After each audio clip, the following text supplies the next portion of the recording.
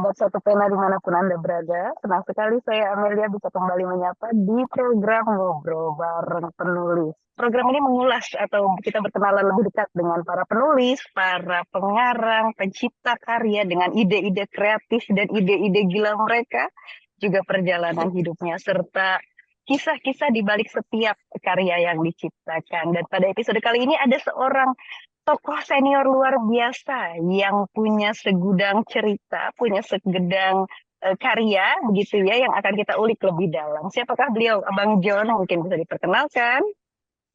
Ya, Amel, ini namanya nama besar ya. Mestinya semua Ya, orang sudah tahu. Aspar Paturusi berkarya dari umur 14 tahun ya. Ya, Kita betul. wow. dan pemainnya sekarang sudah meninggal. Terakhir yang meninggal adalah Bapak Agus Parengkuan ya, wartawan Ya, Kompas yang sempat jadi duta besar ya, Pak ya. ya. Eh, Bapak Aspar Paturusi profesi sebenarnya banyak, ada penyair ya. Kemudian ada bintang film, aktor ya, Pak. Ya, ya. Bu ya. Kemudian mungkin juga satu lagi terakhir pemantun ini ya masih ya. Itu karena pengaruh John gitu ya. Di WA Group ya Pak. Ini kita temui Pak Aspas sebenarnya sudah di depan kita. Apa kabar Pak malam ini? Baik, alhamdulillah ya. Kelihatan segar ini Pak. Ya, Apa biasa. rahasianya ini Pak? Ya, usia sekarang kan 81 lewat ya. Jadi menurut penyair Handrawan Nadesul yang juga dokter, ya setiap hari kita rebut itu yang namanya sehat. Kapan lalai kita sakit. Jadi harus menjaga kesehatan. Kalau bisa itu yang kalau dia pakai istilahnya dia jalan tergopoh-gopoh, jalan cepat, jalan tergopoh-gopoh. Jadi kalau usia kepala 5 itu sebaiknya jangan lagi lari. Nah, itu kesalahan saya karena saya masih lari pagi pada usia 65 tahun. Sehingga Wow. sekarang bermasalah saya punya lutut kiri. Nah, jadi ke mana-mana ya pakai tongkat waktu malam tadarus puisi Ramadan. Yep. Ya saya dipapah tertatih ke panggung dan duduk yang biasanya saya berdiri kalau baca puisi. Ya. Tapi ini masih segar Pak ya. Secara ya aja Tapi kan sekarang biasa. bagaimana kondisinya Pak Aspar? Ya alhamdulillah. Jadi ya saya bukan kayak gadis-gadis atau perempuan menjaga kecantikan, bukan, enggak begitu.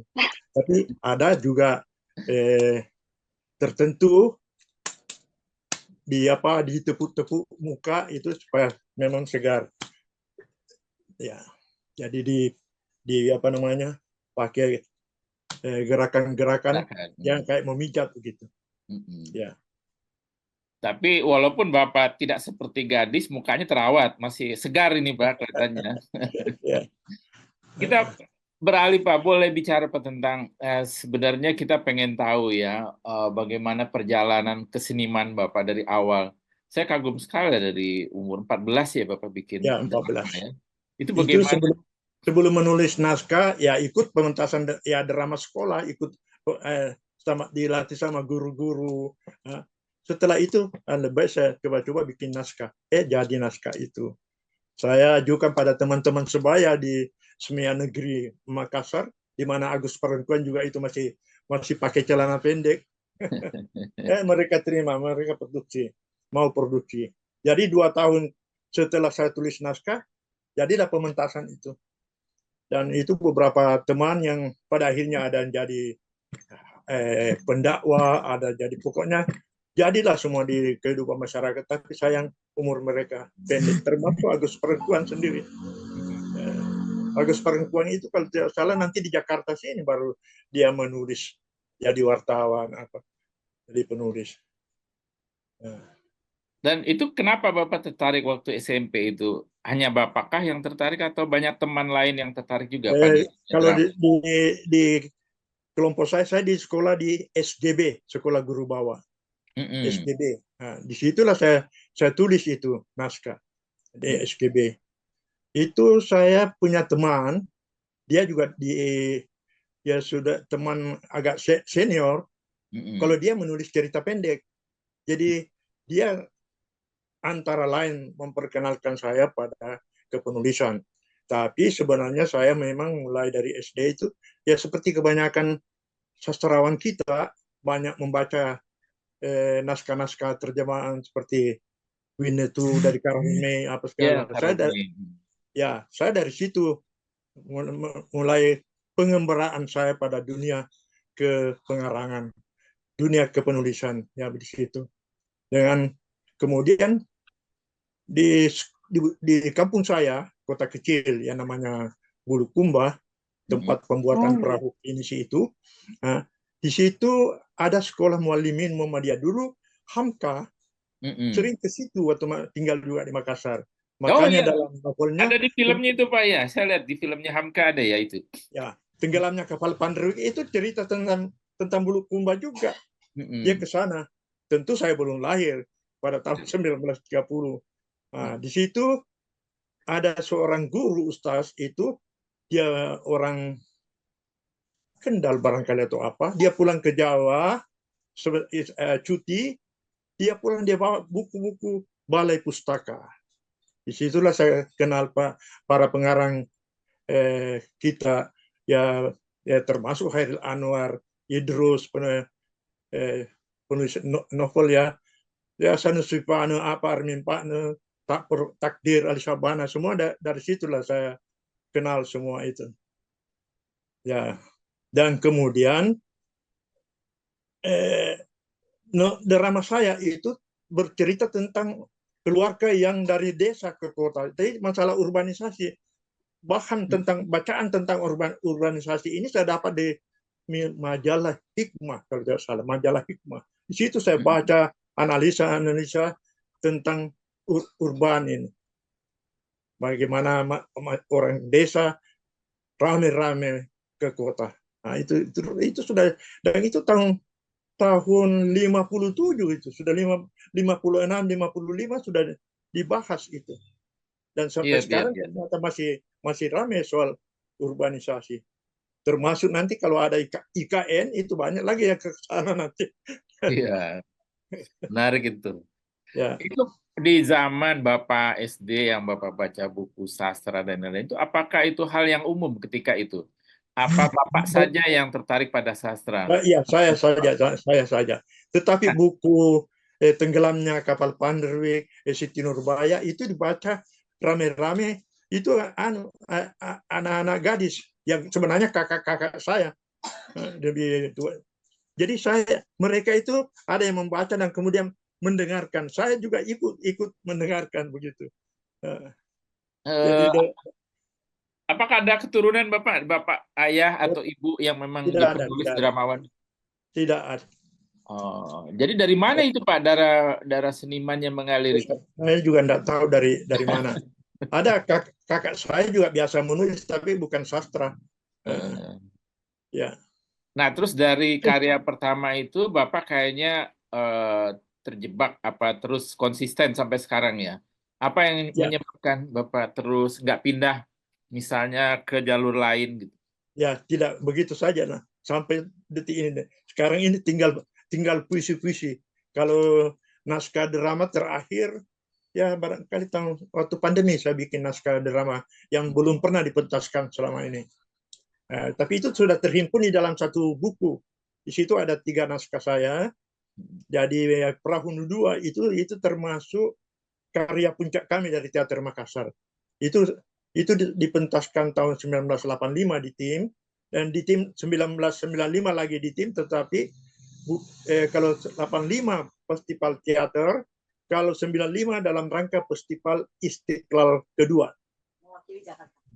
Saya dari Jakarta sudah. Jadi saya dari Makassar, pemain-pemain aslinya dulu saya hanya panggil 4 orang, tapi di situ fungsinya dia juga penata artistik dan penata musik. Nah, selebihnya dari mahasiswa IKJ yang tentu asing dengan saya punya konsep penyutradaraan. Tapi jadi juga.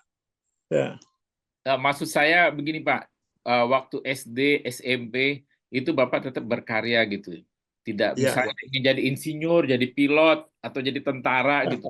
Nggak kepikiran begitu. Itu dulu juga. waktu kecil ada mau jadi dokter sebenarnya. Tapi akhirnya tidak.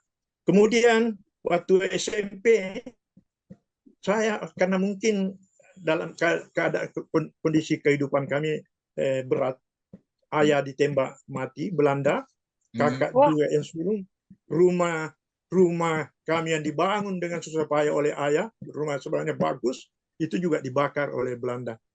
Jadi jadi kehidupan kami kira-kira mirip-mirip Gunawan Muhammad barangkali juga riwayat latar belakang keluarganya. Saya hampir masuk KKO. Barangkali kalau itu masuk mungkin gugur di Irian Jaya. Atau udah jadi jenderal, jadi presiden barangkali bisa naik karirnya. Ada panggilan, disembunyikan itu surat panggilan. Nah, oleh siapa Pak? Saya lulus tes apa segala macam dan akhirnya dipanggil. Mungkin ya tinggi badan atau memenuhi syarat itu. Ya. Hampir jadi KKO. disembunyikan siapa Pak Aspar itu akhirnya suratnya? Ya, keluarga Surat. yang tidak setuju. Oh. Apakah Bapak menyesalinya? Sebenarnya menyesalinya, tapi saya tidak bisa protes pada keluarga. Saya ikut, artinya dalam hati, walaupun saya tidak nyatakan, saya taat dengan putusan keluarga. Saya tidak dikehendaki. Berarti Aspar Paturusi Muda itu ya, Aspar Paturusi Muda hidup dengan situasi yang sangat tidak nyaman ya Pak ya?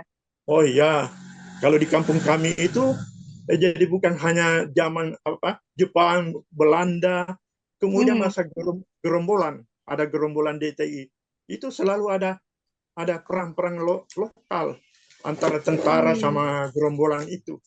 Ya. Jadi kami selalu sembunyi punya apa namanya itu lubang perlindungan. Jadi kalau dapat kabar bahwa sebentar gerombolan itu akan menyerang, sudah kami turun di lubang perlindungan. Itu tidur dengan alas sekadarnya. Kalau ada kasur ya kasur, kalau enggak tikar ya tikar. Tapi di atas tanah. Nah, jadi itu lubang perlindungan itu dikelilingi dengan batang-batang pisang. Katanya itu tidak tembus peluru kan. Oh, jadi anti pelurunya batang pisang ya? Batang-batang pisang. Di samping gundukan tanah. Ya. Itu pengalaman yang luar biasa ya, Pak. Iya. Apakah kita situasi traumat dibayangi kecemasan, terutama malam hari. Saya juga waktu masih kecil, sementara di masjid, sementara mau taruh, itu tiba-tiba jarak 25 meter atau 30 meter dari masjid, itu polisi ditembak oleh gerombolan. Tembak, tapi pahanya mungkin tidak membunuh, cuma paha. Tapi yang penting di situ senjata itu mereka rampas, mereka dapat senjata. Ya, jadi di situ. Kalau kita anak-anak justru menyaksikan begitu saja, tapi banyak di sekitar kami orang-orang dewasa justru tiarap. Anak-anak menyaksikan ya. Tapi apakah situasi traumatis itu? Ya, apakah situasi traumatis itu yang membuat Pak Aspar kemudian lari ke sastra begitu ya, sebagai pelarian? Dan ini saya rekam sedikit cuplikan-cuplikannya di dalam novel saya Arus, yang memenangkan sayembara mengarang roman DKJ, termasuk artinya 5 novel pilihan. Saya punya termasuk situ saya rekam. Kemudian dalam sastra anak-anak untuk anak-anak, Kampung Si Epin, sebenarnya Epin ini nama kecil saya. Itu juga saya rekam itu bagaimana kami cemas dan ketakutan menghadapi serbuan-serbuan gerombolan. Tetapi kami selalu juga latihan perang-perangan. Mungkin situasi itulah yang membuat kami selalu ya perang-perangan. Bahkan di depan pos-pos tentara juga kita teman-teman sebagian ambil pos di pos tentara, padahal ada tentara, tidak ditegur juga. Itu di tahun berapa ya, Pak? Itu tahun 50 berapa? 55 ya. Atau 54, peristiwa 53. apa itu? Saya DITI. masih kalau umur waktu itu masih kalau 50 atau 51 saya umur 8 tahun ya. Ya 8 tahun, 9 tahun sampai 10 tahun. Setelah itu setelah masuk di sekolah guru, masuk 1 tahun saja di situ saya pindah yang namanya kota Pangkajene Kepulauan. Nah itu juga di situ ya ada orang-orang Bugis Makassar di situ. Kalau di kampung saya di Bulukumba itu namanya semua orang-orang Bugis yang pelaut-pelaut mereka di situ. Jadi kami memang dekat dengan laut. Kalau saya dekat banget dengan laut. Dan itulah banyak puisi-puisi saya tentang laut yang ketika Sapardi Djoko Damono mengantar puisi saya yang itu membaca laut perahu badik, dia bilang membaca laut Aspar. Ya. Udah lekat laut dengan Pak Aspar ya. Ya. Dan perkenalan saya dengan Sapardi itu ketika dia menerjemahkan buku The Old Man and the Sea, Lelaki Tua dan Laut. Dia bikin novel kecil itu dari Ernest Hemingway. Oke. Ya, disitulah saya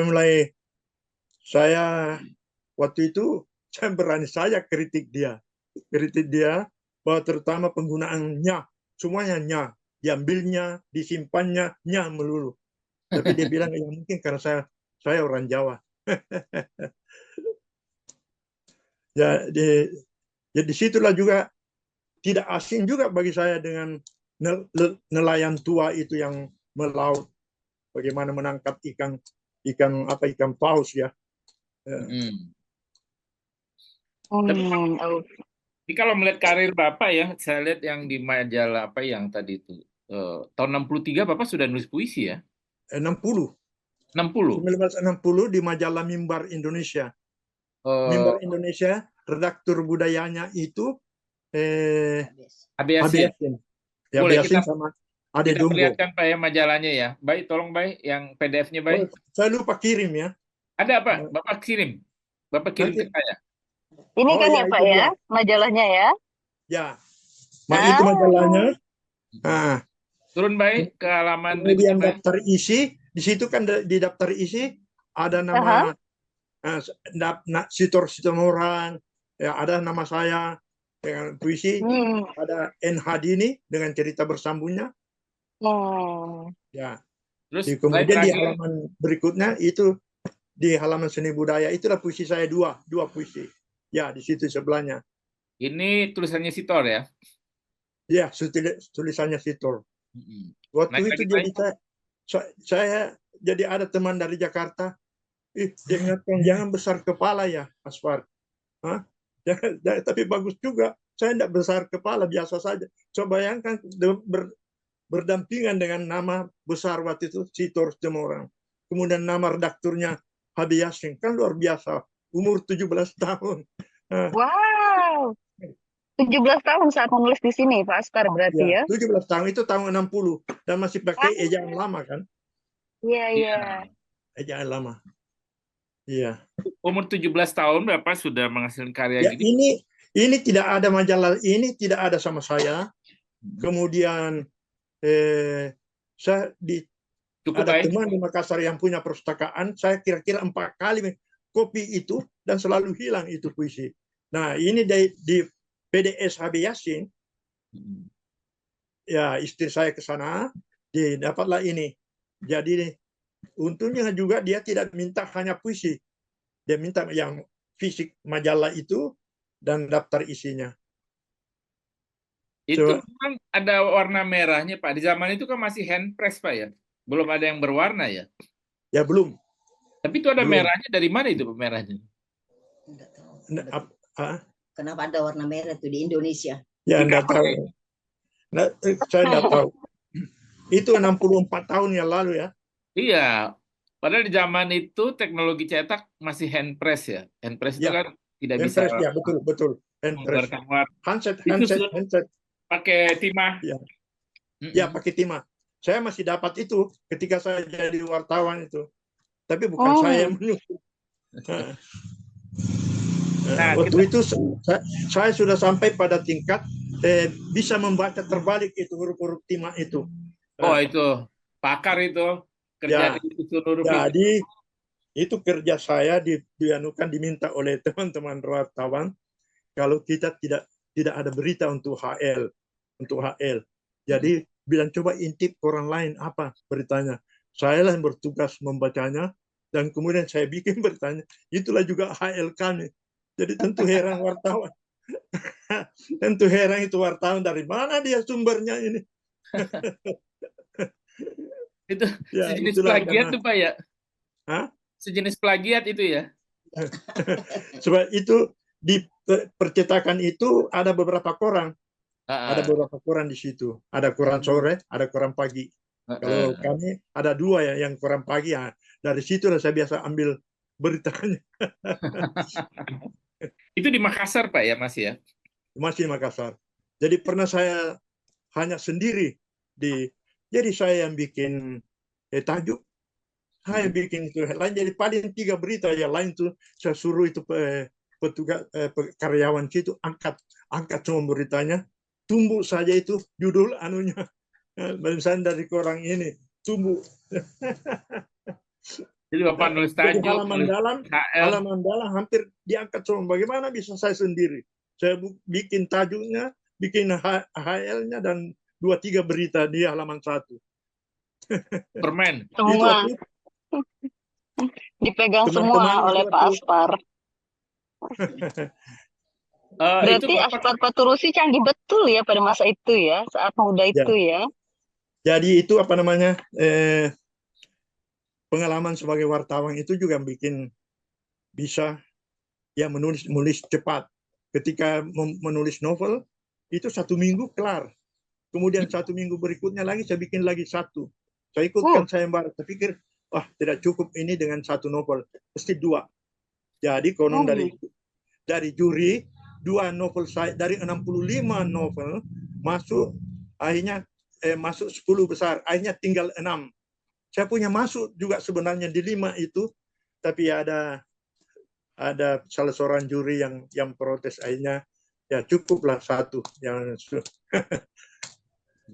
itu kan kalau masih novel yang 1 itu royal, ya, berjudul Pulau itu tentang kehidupan pelaut, dan itu dipuji oleh kritikus Mamang S. Mahayana ya. Oke. Ya. Bapak nulis novel seminggu, padahal ketika itu belum ada komputer ya, masih ketik belum royal gitu ya. Sampai dari pagi istirahatnya cuma sholat, mandi dan makan. Dan memakai lampu Petromax. Di rumah kami belum ada masuk listrik. Jadi lampu Petromax itu, dan itu Petromax mati pukul 12 sudah habis, sudah mati, sudah tidak nyala lagi. Jadi sampai pukul 12 di jam 6 dinyalakan sampai pukul 12 malam. Luar biasa itu semangatnya. Ketika itu sih oke-oke aja, Pak ya. Waktu itu saya ya umur berapa? 30. Kalau tahun 73 atau 74, 31 tahun. Sebenarnya terlambat untuk menulis novel. Menulis novel mestinya umur 20-an gitu. Aduh. Bagaimana kita nih, Mel? Ada kata terlambat rupanya ya, Pak. Ada kata terlambat juga. Iya. Terlambat. 2 novel, kemudian 1 novel sastra anak-anak yang Tanah Si Ipin. Yang juga direkomendasikan oleh kritikus kita Pak Rustandi Kartakusuma. dia juga almarhum. Hmm. Nah, Bapak jadi wartawan itu saya lihat nih di ini Bapak, biodata Bapak dari tahun 62 sampai tahun 2000 ya? Ya, 62 saya sudah wartawan karena saya penulis dianggap sastra, katakanlah sastrawan waktu itu. Saya langsung diterima, dipercayakan bikin berita apa. Saya kebetulan juga membaca tentang persyaratan ya 5W1H itu. Bagi Bapak mudah itu lah ya. Ya, Bagi Bapak mudah lah ya menulis berita ya. ya, mudah bikin berita. Itu kalau Terutama Bapak waktu itu. teruskan 2 tahun lagi, Bapak ini nih masih apa jadi ulang tahun emas sebagai wartawan 50 tahun ya. Kurang 2 tahun lagi, pasti pas 48 itu. Ya, 48. Tapi memang ini Pak Aspar memang sangat ingin menjadi wartawan pada saat muda itu sampai berdedikasi hampir setengah abad begitu. Ya, karena itulah dekat dengan bacaan yang namanya koran. Jadi waktu SD di kampung saya baca itu harian abadi. Oh, abadi dari Jakarta itu? Ya, dari Jakarta. Di sana selalu ada. Jadi saya paling suka tentu Minggu Abadi, dan di situ kan punya penulis-penulis Islam kita ada di situ. Saya sudah lupa beberapa nama di situ ada. Itu kan Abadi itu kadang-kadang seperempat halamannya nggak kebaca, Pak. Yang Saribi FN menulis di situ di Minggu Abadi. Itu koran itu, Pak, kan kadang-kadang seperempat halamannya tidak terbaca ya karena cetakannya jelek, handpressnya tuh nggak ada ceritanya. Itu susah juga bacanya. Luar biasa itu.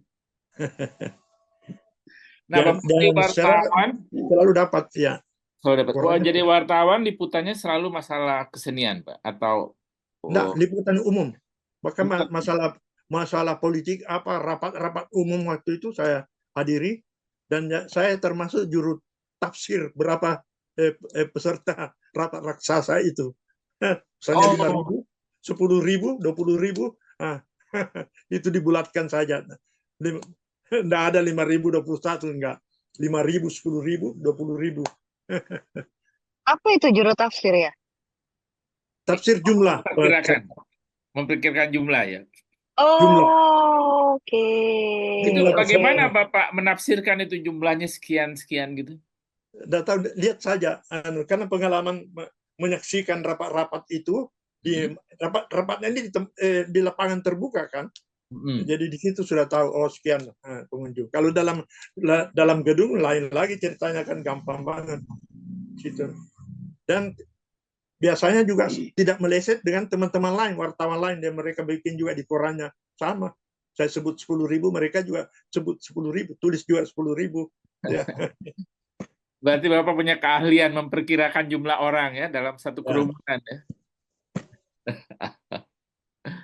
Itu sekarang tidak lagi. Bapak jadi wartawan itu sampai tahun 2000, domisili Bapak tetap di Makassar apa di Jakarta, Bapak? Dan pindah di sini, di harian Jayakarta. Sempat saya redaktur budaya juga di situ, dan menulis di halaman 1, dan sekali-sekali membuat berita. Jayakarta, harian Jayakarta. Harian Jakarta, ya. Jayakarta. Punyanya tentara ya? Tentara, Bang. Ya, tentara dulu punya. Dan kita punya, tapi pemimpin redaksi itu Pak Acim, almarhum. Ya, sudah banyak juga yang meninggal.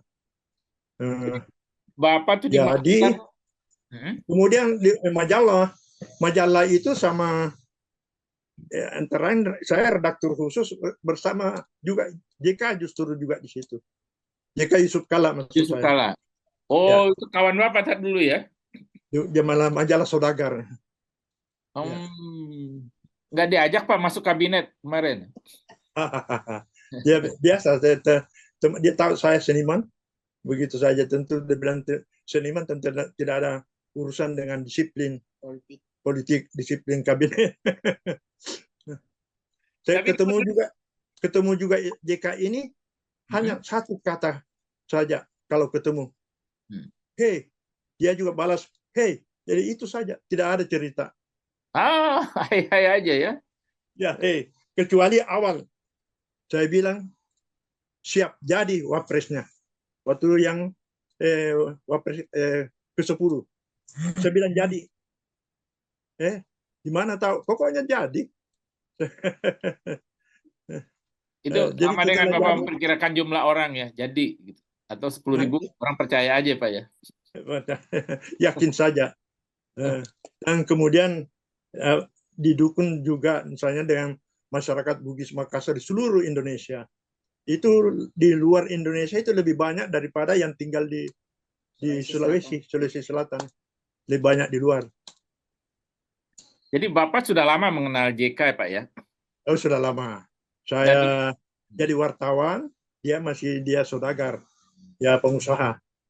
Ya. Tapi JK juga menulis puisi Pak yang dalam buku Matahari Cinta Samudra Ya, Kasih. ada puisinya juga di situ. Tapi nggak dihitung sebagai penyair ya Pak? Jadi tidak masuk, tidak masuk dia. Jadi ada 216. 216 dan nggak termasuk JK. 2016. Halamannya 260. Ya. 2.600 halaman ya. Ya. 2000 ya 2.600. 2.600. Ya. Yang tulis JK, tapi tidak diakui sebagai seniman. Jadi 216 seniman plus JK. Tapi dia di halaman depan, dia halaman pertama. Nah, dia dulu, kemudian penyair yang tertua saat pertama dari Sumatera Barat itu dari Padang, Rusli Marzuki barangkali, dan kemudian saya kedua tertua di antara penyair-penyair itu. Nah, terus Pak, Bapak sekolah semua di Makassar, Pak? Ya, sekolahnya apa? Ya. Sampai universitas ya? Sekolah di Unhas ya? Ya terakhir mahasiswa di Unhas itu pun hanya sampai sarjana muda. Waktu itu namanya sarjana muda lengkap. Jadi waktu itu tingkat doktoral 1 dan doktoral 2, tingkat 1, tingkat 4 dan tingkat 5, saya tidak ikut lagi. Karena alasan tersendiri, saya belum menguasai bahasa Inggris. Kenapa masa mau jadi sarjana tidak menguasai satu bahasa asing? Padahal literatur kita kebanyakan berbahasa asing ya kan. Itu anunya. Oh, saya tidak mau jadi sarjana kalau tidak menguasai bahasa asing. Juga kan sangat aktif di dunia teater gitu ya. Itu dijalankan bersamaan ketika ini sejak dari kecil ya, tapi ketika menekuni dunia wartawan juga sangat aktif di situ ya, periode yang sama ya. Ya. Saya juga tidak tahu mana yang lebih mengasyikkan Pak Aspar? Saya tidak tahu bagaimana membagi waktu. Dunia pers juga saya cintai. Ya, lebih-lebih juga teater. Teater itu latihannya sore, malam. Dan saya menyutradarai teman-teman seusia sebenarnya. Kemudian setelah saya menjadi sutradara tetap dari Teater Makassar yang selalu ke Jakarta sini untuk mengikuti festival teater nasional, itu saya baru di situ saya sutradara tetap. Dan itu pun juga ada beberapa yang seusia saya, tapi ya tidak tahu juga. Tapi saya perlakukan mereka bukan sebagai semacam anak buah, bukan. Jadi selalu ada dialog, artinya saya harus menghormati juga usia mereka, senioritas mereka. Ya, sekarang kita tayangkan ini Bayu, Pak Aspar dengan HB Yasin. Ada foto Pak Aspar yang muda perkasa itu. Nah, masih gagah betul ini. Itu tahun 74. Di samping keluar dari teater tertutup. Waktu itu ada pertemuan sastrawan se-Indonesia. Ya, baik. Terima kasih, baik. Jadi Bapak dekat ya dengan Pak HB Yasin nih, Pak? Oh, tidak. Oh, tidak dekat? Tidak juga. Tidak, karena saya sebagai sastrawan, katakanlah sastrawan muda, yang juga secara nasional juga katakanlah pun juga diakui, walaupun saya pemenang sayembara mengarang misalnya, saya segan, saya hormati seorang HB Yasin, ketekunannya, dan kecermatannya dengan pandangannya masih di daerah. pandangannya yang tajam. Ya, dan waktu itu ini saya masih tinggal di daerah, masih di daerah. Oh, masih di Bayangkan daerah orang waktu daerah, itu. orang daerah ketemu dengan kritikus paus sastra Indonesia kan. Kan sesama Sulawesi kan Pak ya? Hah? Sesama orang Sulawesi. Oh iya, dia di Sulawesi Utara, Gorontalo ya. Gorontalo ya, Pak Ya, Habias Gorontalo. Gorontalo. Itu sama dengan penyair penyaga baru Y.E. Tatengkeng. Nah, itu juga tapi dia Y.E. Tatengkeng meninggal di Makassar. Dia sempat jadi dosen saya, dosen filsafat malah, dan dia sangat sederhana kalau mengajar filsafat. Dia cuma bilang, saya makan coto itu soto Makassar. Saya makan coto. Itu enak sekali. Saya heran, saya bertanya, kenapa enak? Dia bilang, itulah filsafat. Sangat sederhana. Jadi gampang diingat ya, Pak? Hah? Gampang diingat ya? Gampang diingat. Makanya saya ingat. Pasti ingat ya. Pak Aspar, saya mau kembali sedikit aja tadi. Saya penasaran ketika Pak Aspar masa-masanya aktif menulis novel, apalagi 1 minggu didedikasikan untuk menulis novel, itu bagaimana proses kreatifnya tuh Pak Aspar? Karena untuk 1 minggu mengerjakan novel saya belum bisa membayangkan tuh, apalagi dengan teknologi yang terbatas. Artinya saya sudah banyak membaca novel dari pengarang-pengarang kita. Kemudian untuk menulis saya dengan pengalaman sebagai wartawan, dan kemudian pakai mesin tik-tak yang bunyinya ternyata itu bisa kalau malam jauh kedengaran itu bunyinya itu. Jadi tetangga bilang, apa yang dikerjakan itu sampai tengah malam ya. Jadi non-stop. Memang saya target itu harus 1 minggu kelar, dan itu memang bisa. Tapi jumlahnya 100, cuma 100 berapa, enggak sampai 150 lah halaman. Oh, banyak itu Pak Aspar. Itu Dan berarti disiapkan dulu ininya, apa garis besarnya kah, ceritanya, atau memang mengalir begitu saja? Enggak ada gitu. Mengalir begitu saja, mengalir. Konsep itu ada di kepala. Oke. Ya, konsep itu ada di kepala. Sama juga dengan menulis naskah atau menyutrarai. Kalau saya menyutrarai naskah, saya sudah simpan, saya punya naskah sendiri, enggak lagi. Saya di pentas yang saya, di perkembangan adegan, perkembangan para pemain, itu yang saya jadikan patokan. Naskah saya sudah tinggalkan, dia kayak janin saja. Sudah lepas dari teks, dia sudah jadi bentuk begitu ya? Ya. Tapi menarik, kita kan menarik. masih pakai teks, tapi kalau orang-orang Sri Mulat enggak pakai teks. Enggak pakai toko. Lebih hebat lagi mereka. Nah, dalam suatu tulisan tentang teater dalam diskusi di tim, saya kemukakan itu bagaimana itu orang-orang Sri Mulat. Tapi Amel tahu Sri Mulat nggak, Amel? Ya. Tahu tapi nggak pernah menonton. Saya tahu-tahu aja bahwa dia legenda ya, tapi bahwa menyaksikannya saya nggak pernah tuh. saya nontonnya tahun 69 begitu, 69 72. Iya. Jadi Pak Aspar kalau menulis novel sebenarnya di dalam kepala ini sudah selesai Pak novelnya ya, tinggal dituangkan. Tidak, belum. Tapi ada rencana ujung-ujungnya bagaimana belum. Tapi mengalir, dan semua itu kan terutama di Arus itu soal hampir tidak biografi saya, tapi pengalaman hidup yang saya kenal. Bagaimana di zaman gerombolan, mana tentara apa segala, itu saya tulis semua itu. Ya. Jadi sebenarnya berdasarkan kejadian sebenarnya ya. Ya, berdasarkan. Dan saya berpihak pada kebenaran, maksudnya saya berpihak kepada kemanusiaan. Jadi kepada ya misalnya tentara yang memukul rakyat, atau juga gerombolan yang itu bagaimana itu gerombolan dia bawa itu sudah puluhan darah di lehernya apa semua untuk dia penggal lagi di satu tempat untuk diselesaikan. Itu saya tidak tega banget. Itu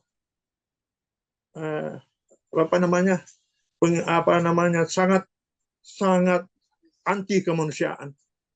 Ya, sama juga dengan kalau kita saksikan bagaimana kekejaman Israel, di mana korbannya kadang-kadang anak kecil. Wah, luar biasa itu yang namanya bangsa Israel. Walaupun tidak tahu latar belakangnya, tapi luar biasa melihat kekejaman itu. Yeah. Dan itu sampai sekarang itu masih mempengaruhi saya, masih menjiwai saya di dalam menulis puisi-puisi. Ya. Artinya rasa itu tertinggal. Jadi, ya. Nanti sebentar saya bacakan puisi saya. Nanti itu adalah suatu ungkapan, suatu renungan tentang situasi negeri kita. Nah, kembali ke masalah novel, artinya Bapak menulis novel itu selalu mengembangkan dari pengalaman, Pak. Apa yang Bapak lihat? Ya, pengalaman. Tapi novel kedua tidak. Saya memang hindari, wah ini kayak biografi ini. Jadi novel kedua tentang pelaut itu sudah imajinasi, sudah ada imajinasi. Ketika pelaut ini terdampar di suatu pulau kecil, nah di situ sudah imajinasi saya. Sampai itu Pak Umar Khayyam, kenalkan tokoh kita itu. Umar Khayyam. Ya, Umar Khayyam. Waktu itu kan dia pimpin semacam studi akademik dari sejumlah dosen-dosen di Makassar. Dia suka ke itu yang namanya Tanjung Bira. Ya, itu memang di novel saya itu bercerita tentang Tanjung Bira, dan dia tanya saya, di pulau mana itu Aspar itu saya sendiri tidak bisa menjelaskan karena pulau itu adalah imajinasi saya, dan nanti setelah saya ke sana baru saya tahu ini. Tapi tidak ada yang seperti yang saya gambarkan. Itu imajinasi semua, Pak, ya? Ya. Itu antara novel 1 dan novel 2 jaraknya berapa tahun, Pak? Enggak, saya kira-kira selesai itu 1 minggu, kemudian saya menulis lagi. Ya. Wow. Ya. 2 minggu 2 novel berarti Pak Aspar. Ya, memang. Dan setelah itu, di antara waktu menulis novel Pulau ini, saya ke satu pantai dulu. Saya mandi-mandi di sana, saya berbaring di atas pasir, dan itu merasakan deru ombak apa segala macam untuk suasana laut itu. Kalau Bapak menulis novel begitu cepat, mengapa Bapak membatasi diri cuma menulis 6 novel, Pak? Cuma 3 novel. 3 novel ya? 3 novel. Kalau kumpulan puisi sampai 9 kalau tidak 9 ya. Kenapa cuma 3 novel? Padahal seminggu selesai 1. Ya, saya sendiri sebenarnya tuntut diri saya, kenapa cuma berhenti di situ? Itu mungkin karena mesin tik tidak ada lagi yang bunyinya merangsang itu. Dan kemudian atau saya sendiri waktu itu saya porsir tenaga. Siang malam kan. Dari jam 6 pagi sampai jam 12 malam. Istirahatnya yang makan, salat, itu saja. Dan itu paling barangkali 15 menit, sambung lagi. Wah, luar biasa staminanya. Tapi mungkin gara-gara itu juga jadi sudah ini ya, langsung merasa kelelahan. Ya, seperti mungkin apa Pak Aspar? Ada mungkin rasa kelelahan. Masalah mental barangkali ya. Kelelahan psikologis. Mungkin begitu. Ya. Jadi, tapi dengan novel anak-anak, saya masih kalau itu novel sastra anak-anak yang dipuji oleh Pak Rustandi Kartakusuma dalam pengolahan saya. Ya, tapi itu juga masih kejadian pengalaman saya di masa kecil bersama anak-anak. Nah, jadi itu saja di anak-anak itu ada misalnya 5 orang anak. Saya sudah bagi ini Han Tua, Han Jebat, Han Lekir, Han Lekir, Han Kasturi. Itu dari cerita Melayu kan. saya sudah baca itu novel Hantua. Nah, Pak, saya ingin tanya satu lagi nih, Pak, soal novel. Ketika Bapak menulis novel, sebenarnya dalam kepala Bapak itu goalnya apa? Mencari uang atau membuat karya yang hebat? Ya, karya yang bagus. Dan saya mau ikutkan sayembara. Oh, Tapi tidak juga langsung saya ikutkan. Saya minta 2 orang teman, tolong baca. Kalau Anda bilang, oke, ikutkan, saya ikutkan. Kalau enggak usah. Ya. Jadi, satu penerbit, pemilik surat kabar, dia bilang, saya datang, 1 minggu kemudian saya datangi, bagaimana? Dia bilang, kalau menang, saya terbitkan. Anda memang dia yang terbitkan. Ya. Pada waktu itu Balai Pustaka di bawah pimpinan Aib Rosidi minta saya cuma perbaiki sedikit ending dan dimasuk untuk di Pustaka Jaya. Tapi enggak, saya ada janji sama teman ini. Memang untuk dia saya serahkan itu. 2 novel saya diterbitkan di Makassar semua.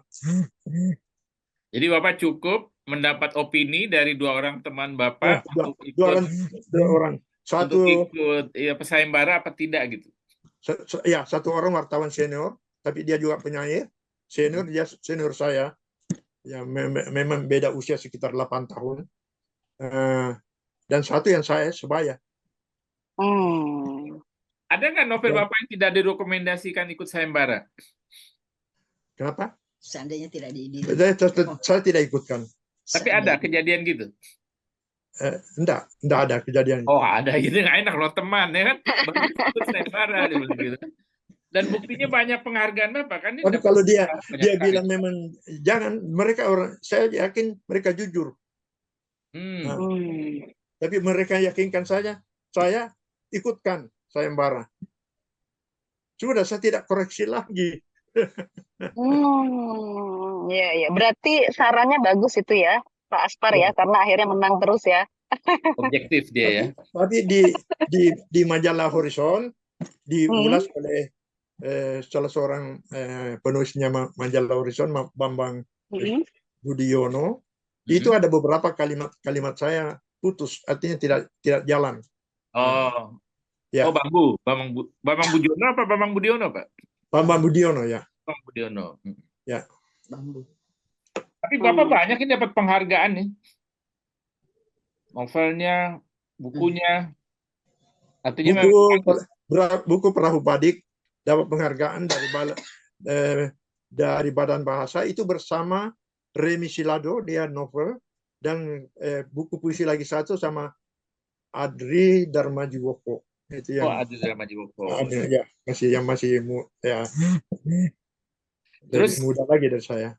Ini itu Remi Silado itu saya sebenarnya tua 2 tahun dari dia, tapi kelihatannya dia senior, dan dia dapat penghargaan, dan dia juga dapat ke Right di Thailand. Thailand ya, beda 2 tahun Pak ya, sama-sama dari Sulawesi juga ya. Ya, dan dia lahir di Makassar dia. Lahir di Makassar. Ya, dan dia sama saya itu ketemunya selalu dengan bahasa Makassar.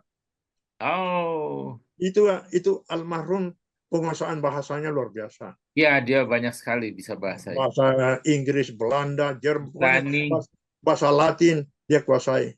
Bahasa Cina, bahasa Jawa, ya bahasa Makassar tentu. Ini Tuhan nggak adil tuh. Dia banyak sekali bisa bahasa. Bapak bahasa Inggris tadi bilang nggak bisa itu. Tapi penghargaannya nggak kalah banyak ya Pak Aspar ya. Malah saya memang nggak tekun bahasa Inggris. Ada anak saya justru jadi bangga saja, ada anak saya seorang yang bahasa Inggrisnya ya. Sampai saya ketemu Salim Said waktu itu baru pulang dari Amerika, coba bahasa Inggrisnya anak saya.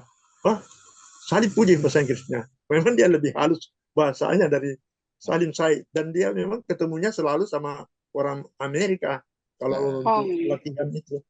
Ya. Oke. Pak, terus gimana Pak ceritanya Bapak terjun ke dunia film, Pak? Itu juga diawali di Makassar tahun Oh, 70. Tahun 70 itu film Latando di Toraja. Itu tentang Latando, seorang tokoh legendarisnya, tokoh apa ya, Toraja, mitosnya Toraja, Latando. Nah itu saya malah Astrada. Sebab ternyata saya main dan sebagai sutradara. Waktu itu yang main Hadi Syamtahak, Dolof Damora, ya, dan pemain wanitanya dari sana, dari Makassar. Jadi belakangan baru saya tahu bahwa tidak tahu menulis ini skenario itu nanti yang besoknya mau syuting baru dia bikin. Pantasan itu temannya kameramen itu bilang coba dampingi dia itu. saya segan-segan saja. Habis ini kan dari Jakarta ini, sutradara dari Jakarta. Padahal dia orang jawatan penerangan, orang Depen. Itu masih bagus Pak, ada. Jadi masih bisa. Kalau Sri Mulat kan nggak ada sama sekali, main aja gitu. Ya. Itu Jadi berapa? setelah itu tahun 72 film Sanrego itu di Makassar juga ada film tentang Walter Mongcidi itu. Di situ sudah ada Roy Martin ketemu di Makassar. Nah, nanti ke Jakarta tahun 8 menetap, artinya selama ini kan bolak-balik, tapi menetap Jakarta tahun 87. Itu kami tiba di Jakarta Oktober. Tanggal berapa? 18 Oktober. Ya, Oktober. 2 hari setelah kami tiba, itu tabrakan kereta. Tragedi Bintaro. Tragedi Bintaro. Kami tinggal di Bintaro, waktu itu di Bintaro Permai. Jadi kedengaran itu, dan orang-orang rame-rame. Oh, saya tidak mau ke sana, apalagi untuk menyaksikan mayat-mayat itu. Nah, 1 tahun kemudian saya main di film Tragedi Bintaro. Ya. Di film itu. Menarik tuh ya. Nah, ini sutradaranya itu jebolan dari sekolah teologi di Makassar. Dia dikeluarkan dari sekolah teologi itu. Jadi dia dimusuhi oleh orang tuanya waktu saya syuting itu, masih belum baik dengan orang tua. Nah, dia jelas orang Kristen, tetapi latar belakang itu la ilaha illallah dia pakai, ya dia paham dan dia pakai di Tragedi Bintaro. Jadi dialah yang ajak saya main dan saya jadi itu petugas stasiun itu yang memburu kereta. Jadi kalau saya buru itu kereta dan juga pakai troli itu lari, ditarik mundur kalau ada kedengaran kereta mau datang, kami berhenti, diangkatlah itu ke pinggir. Jadi itu. Berarti penghayatan Bapak tinggi sekali di film itu. Sebab pas kejadian Bapak tahu ya? Iya. Ya. Oke. Mana yang lebih seru Pak Aspar, menjadi wartawan, menjadi orang yang berjibaku di dunia teater atau di dunia film? Atau menulis novel anak ya? Mana yang lebih menarik tuh? Novel dan puisi dan novel. Puisi dan novel. Kenapa tuh? Novel itu bagus, ada pengembaraan batin di situ. Ada pengembaraan batin. Kita hadir, sebagai pengarang, penulis hadir di tokoh-tokoh cerita kita. Kita hadir, kita masuki tokoh itu. Dan penulis ini harus berlaku adil, memberi kesempatan pada tokoh-tokohnya itu. Bagaimana kalau tokohnya kita ciptakan tokoh jahat gitu Pak? Lalu kita hadir di situ, rasanya gimana tuh Pak? Di situ berat juga sebenarnya. Menghadirkan tokoh jahat itu berat. Jadi ada tokoh antagonis saya di novel Pulau. Ada seorang sarjana sastra dan dia jadikan novel itu sebagai bahasannya. Dia yang temukan, ini yang paling saya suka tokoh ini. Itu tokoh jahat. dan dia anggap itu hidup. Saya juga heran, kok bisa hidup? Dan sebenarnya saya tidak suka tokoh jahat. Alam bawah sadar Bapak bisa menghayatinya kali itu. Ya, Iya, Dalam alam bawah. bawah sadar Bapak itu sangat menghayatinya, tokoh Ya, jahat. betul, barangkali. Sekarang Pak, kita saksikan Bapak baca puisi ya. Ada video nih, saya tayangkan. Ya, Eh, ya. Bayu, tolong ya, Bay. Ya. Masih muncul. Assalamualaikum warahmatullahi wabarakatuh. Selamat pagi. Salam sejahtera. Perkenankanlah pagi ini saya membacakan puisi saya yang berjudul Satu Kata. Ketika bertaut hati dalam getar rindu, awan putih bersaksi di arah tiupan lembut angin. Kita pun menemukan satu kata, cuma satu, cinta. Selalu dalam elusan gairah, jiwa tak kenal menyerah. Ombak selalu bergemuruh, pepohonan berdiri kukuh. Itulah yang berkobar gagah.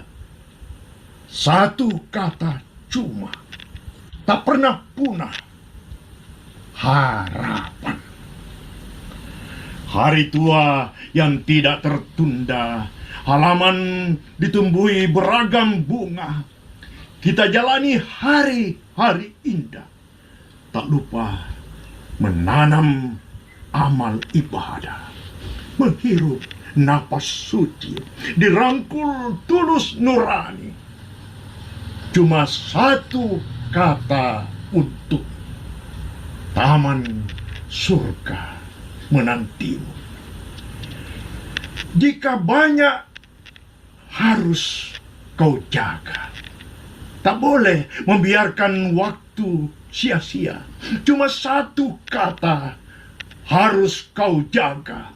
Sebulan hati. Satu kata cuma. Satu kata. Damai. Damai. Damai. Jakarta, 3 November 2018. Salam puisi. Saya menikmati. Wow. 6 tahun lalu loh, Mas John. Iya, luar biasa itu. Dan saya mencari Bapak baca puisi sebenarnya sedikit Pak ya di ini ya, di YouTube ya. Kebanyakan puisi Bapak dibacakan oleh orang lain ya. Iya. Ya, betul. Tapi saya ada juga musikalisasi apa. Ya. Saya di depan pertemuan-pertemuan sebenarnya di mana saja saya baca puisi. Di Ya, depan, saya juga di melihat depan. itu, mengagumkan itu. Kalau saya menikmati ya. Dulu Ya. juga ada webinar puisi esai itu Bapak sering baca juga kan ya. Jadi itu puisi Tadarus Ramadan ada tuh. Ya, ada juga. Oh iya. Yang saya duet sama istri itu. Ya. Yang diilhami oleh lagu Nina Bobo orang Bugis. Ya. Oh iya, betul. Ini. Ya. Nah, Coba harus banyak-banyak. Ya. Udah pernah disaksikan? Nah. Ya enggak, ini anunya saja. Anunya saja. Nah, ya coba. Nah. Ya. Ibu. Kelihatan nggak? Oh, kelihatan. Ini diawali dengan lagu Nina Bobo orang Bugis Makassar. Abe, iabe, ale ale, iale abe. Atau ambil saja buku itu, coba pendek, paling 2 menit, berapa badik. Biar hanya tidak sampai 2 menit barangkali. Bersedia nggak mau dengar? Merdu Ya, ya suaranya. Bersedia dengar. Ya. Oh iya, Bersedia dong, Pak. Kita masih ada waktu. 38. Ya. Ya, kita ulang ya. Ya. Ya, silakan Ibu. Tidurlah tidur abe, iabe, ale ale, iabe, ale. Tidurlah tidur anakku, tidurlah engkau titipan Allah, tidurlah kemurnian, tidurlah kapas, tidurlah kupu-kupu, tidurlah embun, tidurlah bunga jelita, tidurlah kaca bening, tidurlah ya be. Tidurlah dalam pelukan malam, dalam pelukan waktu, dalam pelukan alam, dalam pelukan padang hijau, dalam pelukan malaikat, dalam pelukan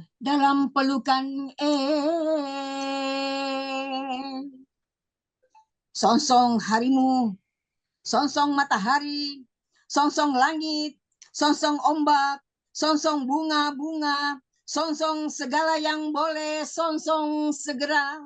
Iya be, ale. sebab sebentar lagi kau akan songsong pula hujan dan badai dan gelombang dan gerhana dan janji-janji dan sengketa dan was-was dan cemas dan tak boleh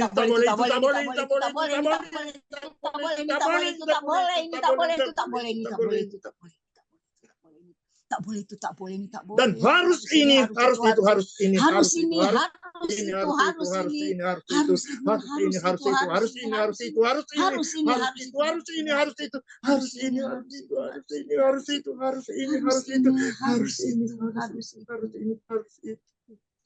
dan entah apa dalam wajah orang tuamu dan dalam suaranya yang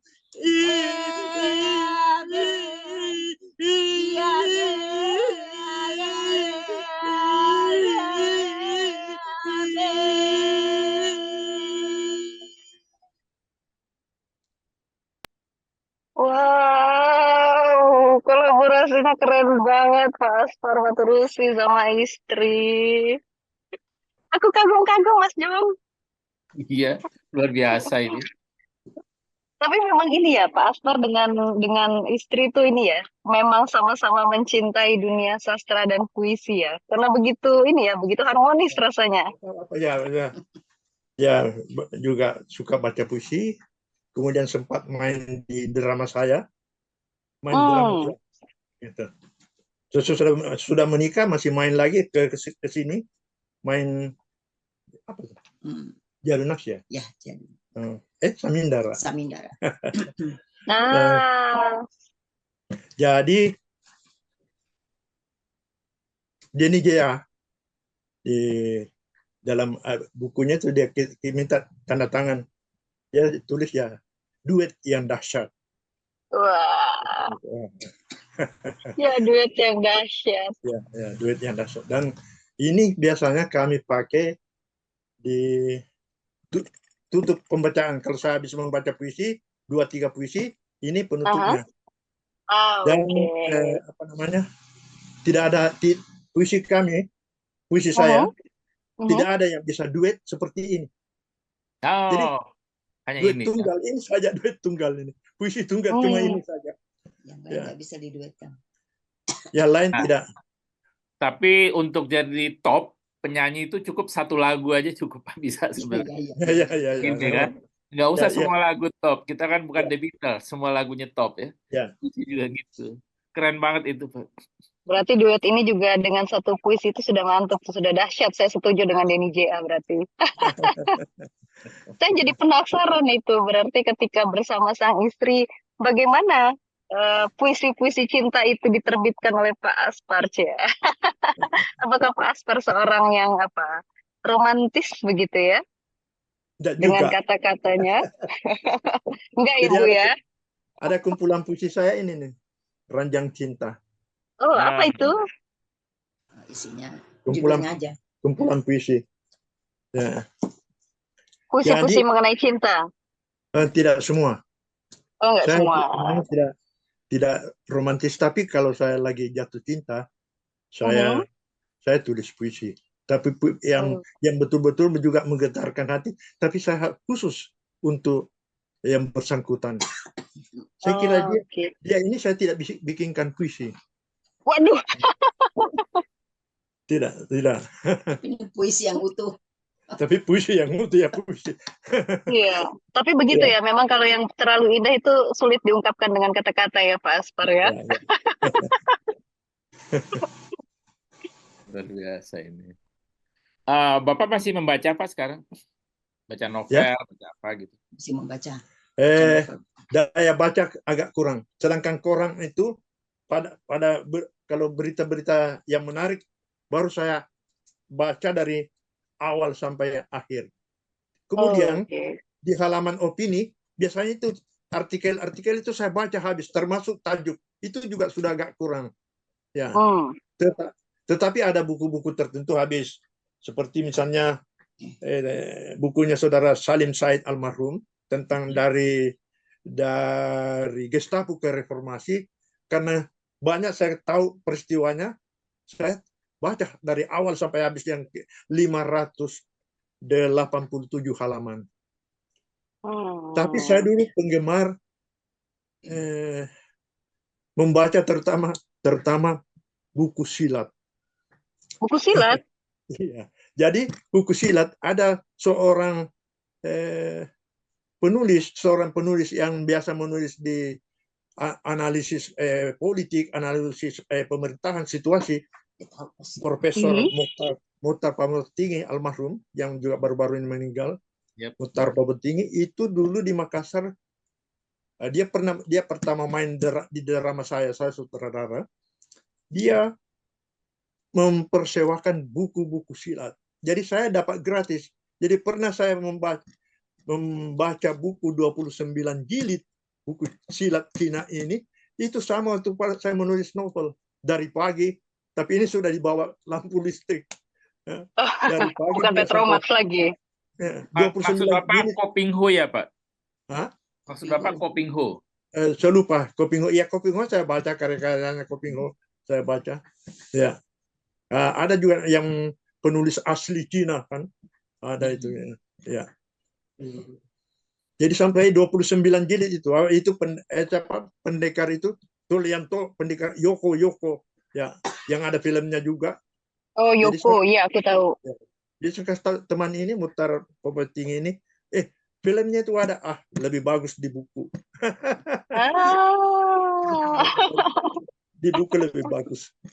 Ada kuicing, kalau dia hafal semua nama-nama sulit, saya sulit menyebutkannya, dia hafal semua.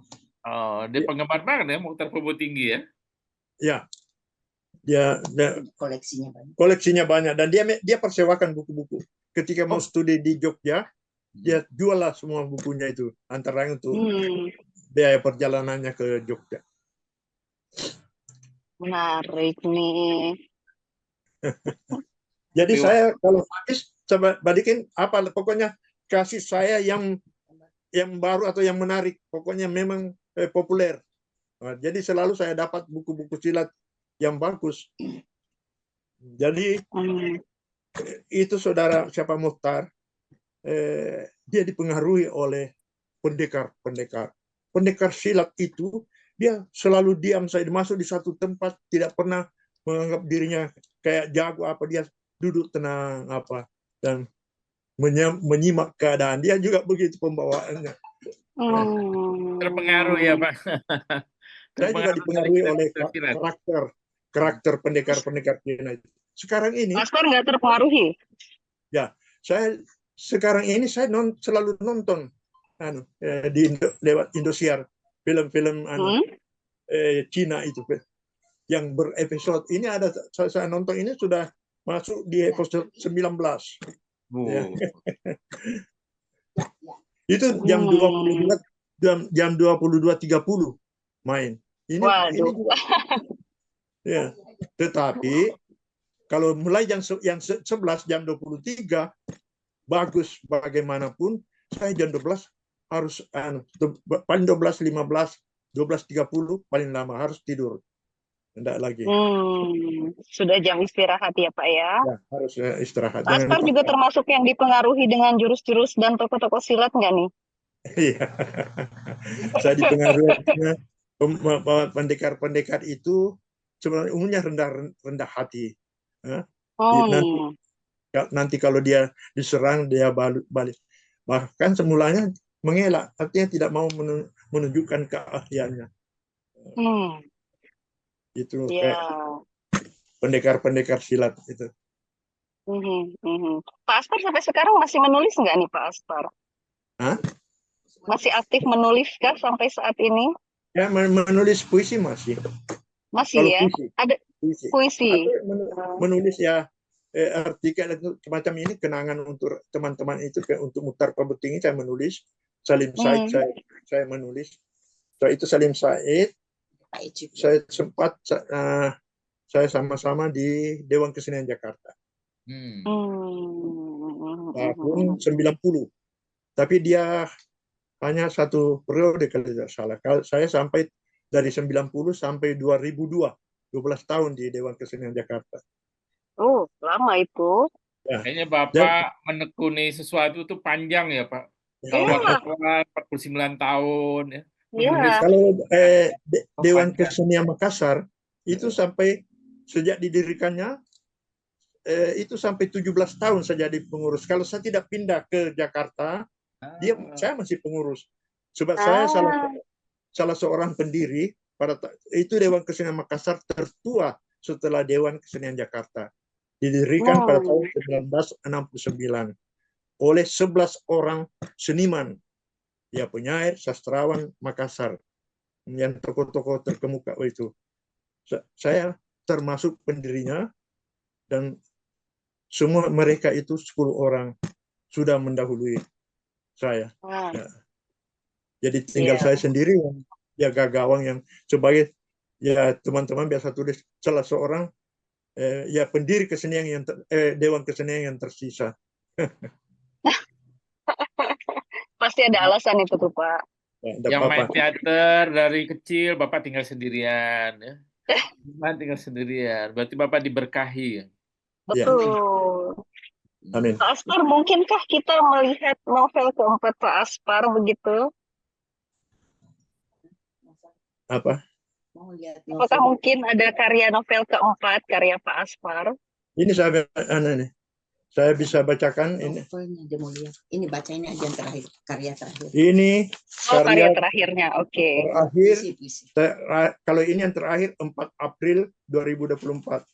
Kalau ada Suara Hati Nurani, itu puisi lagi ya, lebih baru lagi. Ini masih baru 2024. Itu apa puisi Pak Aspar? Hah? Puisi. Puisi? Oh, oke. Buat puisi yang penutup akan nanti ya, Bapak bacakan terakhir ya. Nanti sebentar baca kalau ya, saya satu pertanyaan lain Pak, boleh Pak ya? Boleh baca sekarang?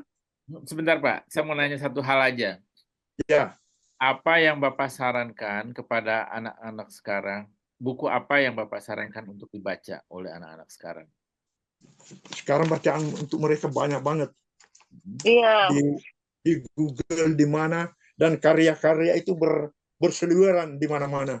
Karya puisi, novel ada sudah juga, novel online. Jadi mereka bisa temukan dan siapa saja bisa jadi penyair sekarang. Ya tidak apa-apa. So, mereka juga nanti perjalanan waktunya akan menjadi penulis yang memang jadi penulis. Ya. Memang jadi penyair itu. Maksud saya, apakah Bapak punya satu judul novel yang dianjurkan untuk dibaca oleh anak-anak Indonesia gitu? Ya, novel apa ya? Oleh semua orang Indonesia lah. Novel apa yang Bapak anjurkan untuk baca? Misalnya novel Bapak sendiri, atau novel dari Muti Ngebusye misalnya, atau Abdul Arahab. Dari Muti Ngebusye ada beberapa. Kalau yang sifatnya yang ini, yang lain. Tapi ada yang serius, kayak novel sastra dari Muti Ngebusye. Kemudian untuk teknik penulisan novel itu Wijaya bisa. Wijaya. Kemudian Budi Dharma, tapi agak sulit ya. Iya, itu hebat. Ya, Budi Dharma. Kalau untuk perempuan, karya-karya Enhadi ini bagus. Dan kemudian itu Marga siapa ya? Agak Margate ya. Untuk Oke. penulis-penulis perempuan. Ya. Dan di Kompas lah itu banyak. Tinggal Kompas saja sekarang yang memuat cerpen-cerpen yang bagus. Ya, hari Minggu ya masih ada Hari cerpen. Minggu. Ya. Dan sebenarnya saya sudah sering tidak tamat. Ah, Nanti lihat per awal dan lihat akhir. Ya, kalau startnya enggak bagus, saya enggak. Ya. Oh. Lanjutkan. Ya. Jadi itu sama juga dengan puisi, langsung masuk. Ya, enggak usah pakai Pembukaan. narasi apa segala macam. Yang aneh-aneh gitu Pak ya. Ya, enggak lagi kayak zaman dulu, matahari bersinar terang, terbit cahayanya memancar, menerangi bumi, sudah ketinggalan. Harus masuk dari mana? Bisa langsung masuk pasar panas terik itu mengalirkan keringat di tubuhnya, mengalirkan peluh di tubuhnya, itu bisa langsung saja. Oke, terima kasih Pak. Silakan kalau Bapak mau baca puisi. Ya, jadi puisi saya ini berjudul Suara Negeri Pergolakan. Ini renungan saya pada situasi akhir-akhir ini. Boleh saya minum dulu? Oh, boleh, silakan Pak, Ya. santai aja. Tadi itu di ujung-ujungnya tidur hampir kering saya. Tapi itu faktor usia. Di mana lagi saya sudah kurang latihan pernapasan sekarang. Suara negeri pergolakan. Negeri Hatul Istiwa. Negeri perjuangan. Berabad-abad bergolak. Api terus membara. Kini teruji lagi. Adakah suara demokrasi? Adakah benteng keadilan? Adakah mahkota kebenaran tak dirayapi nafsu kuasa? Tak diolengkan mabuk serakah. Ku cari wajah pemimpinku. Menyinarkan kesejukan, menjelmakan tenteram, mengeluskan damai di dada kami. Rakyat setia negeri ini. Biarkan cahaya pagi menyinari halaman, menyusupi setiap kamar hingga asap dapur kami. Cahaya mengantar harapan, bukan hanya kata-kata, berhias janji-janji. Adakah selesai masalah? Menerima hamparan bansos, taburan amplop tunai, diselingi makan gratis anak-anak masa depan, permata kehormatan, roh kemuliaan, negeri pergolakan. Akhiri segala tikai, tuding menuding, sindir nyindir, merasa paling benar. Tidak. Negeri perjuangan hanya butuh sikap sejati. Satu kata di depan, satu kata di belakang, satu kata di hati. Satu kata di hati. Jakarta, 4 April 2024. Luar biasa. Pak Aspar Faturusi masih sangat menggebu-gebu semangatnya ketika membaca puisi. Kalau Oke, ke terima panggung kasih sudah banyak. kalau ke panggung sudah tati-tati. Tapi kalau sudah mulai baca puisi keluar semua aura keseniannya ya. Pak Aspar Faturusi, terima kasih banyak sudah berbagi cerita, mau bertukar pikiran di ngobrol bareng penulis pada episode kali ini. Sehat selalu Pak Aspar, karyanya selalu kami tunggu. Dan semoga Amin. obrolan kita pada episode kali ini membawa banyak inspirasi bagi kawan-kawan yang menyaksikan. Dari Tebet ke Bekasi, tidak terasa sampai ke Doya. Pria hebat itu bernama Aspar Paturusi, berbagi cerita dan proses berkarya. Terima kasih banyak Pak Aspar Paturusi, sehat selalu. Terima Salam, kasih banyak salam. sahabat Satu Ya. Pena. Akhir kata, salam sehat, salam Satu Pena, dan sampai jumpa.